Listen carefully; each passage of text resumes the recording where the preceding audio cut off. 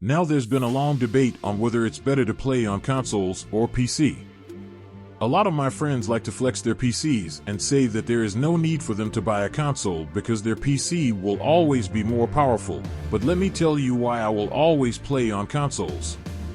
First of all, I have a PC as well, and I'm not against PC gaming.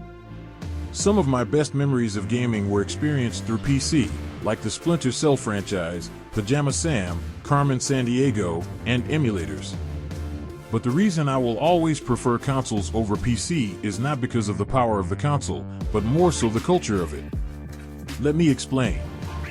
I remember when my auntie called me and my uncle into the house.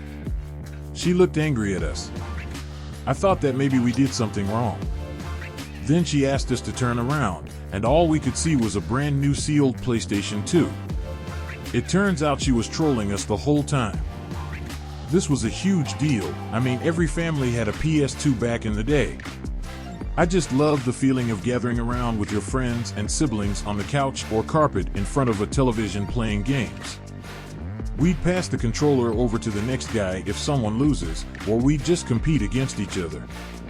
Back in the day, I never really got my hands on a memory card, so every time I played a game I'd have to beast through it and see how far I could go before turning the console off. Every time my family would visit a friend or relative's house, I'd always ask if they had kids, because that meant they most likely had a PS2, a GameCube, an Xbox, or some other console.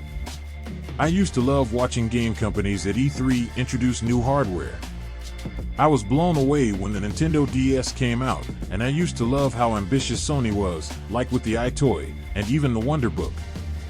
Bringing a new console home is like bringing home a newborn baby, and I just love the simple plug-and-play aspect of it, rather than running an exe file on a PC or making sure you have the system requirements. And that's one thing about PC. Nowadays, in order to play modern games on your PC, you'd need to drop at least $1,000, and also continue to upgrade, whereas I only have to worry about buying one console for an entire generation. Sure, those PCs may have slightly better specs, but not everyone has thousands of dollars to drop just to play games. I'd rather experience a game that I love on the big screen so that it could light up the atmosphere in the house and people walking by can observe, rather than being cooped up at my desk with a small monitor. Of course, this is just my experience. I'm sure some of you PC guys play on huge monitors. Again, these are just personal preferences, because I know people are just more comfortable gaming on a PC. I know some games are better with a keyboard and mouse, and sometimes it's just more comfortable gaming in solitude in your room with your desktop.